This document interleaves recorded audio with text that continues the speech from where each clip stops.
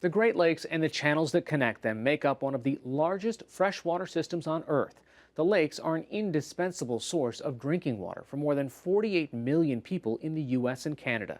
But a 9-month investigation by American public media, Great Lakes Today, and NPR found that in 6 large cities on the shorelines of these lakes, residents are facing a growing water crisis. Maria Inez Zamudio, an investigative reporter with WBEZ in Chicago, joined me recently to discuss the findings. We found that the cost of water in the Great Lakes region has increased dramatically. In some cities like Chicago, the cost has tripled, and in other cities like Detroit and Cleveland, the cost has doubled. And so what we wanted to find out is how the access to water is compared to other areas. So we compared it to Phoenix, Arizona, which is a city that gets most of its water from the Colorado River, about 200 miles away.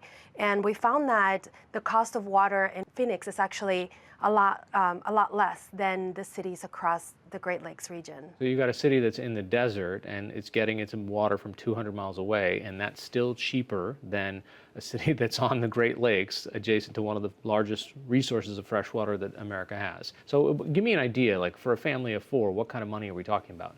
So we calculated the average cost for a family of 4, assuming that they use about 50 gallons of water per person per day. And so in one of the cities that had the largest increase was Chicago. So the cost went from $178 in 2007 to about $576 in 2018.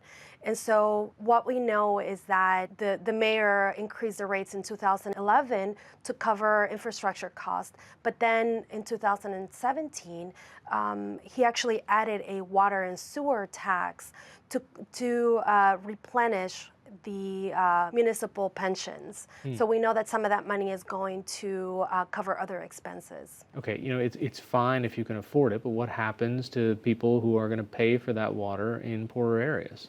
So that was one of the other really startling realities of our investigation, is that we analyzed shut-off notices in each one of the 6 cities that we investigated, and we found that the shut-off notices were disproportionately concentrated in mostly poor Black and Latino neighborhoods. In Chicago, for example, you have to pay an additional $40 to get your water reconnected. You have to get on a payment plan if you can't afford to pay the entire balance. And on top of that, you pay interest on the amount owed. So during the course of the reporting, we found that a lot of poor families get trapped in this cycle of trying to keep their water on and having to pay additional fees. We found that the city of Chicago charged about $7 million in fines and fees. And so those fines and fees were also concentrated in mostly poor neighborhoods in Chicago. At the root of this is an aging infrastructure of how our water actually gets delivered to our tap, right? I mean, these are significant costs that every city is going to have to bear. Right. So I think getting at the reason why we've experienced such increase in the cost of water was one of the more difficult parts of this reporting.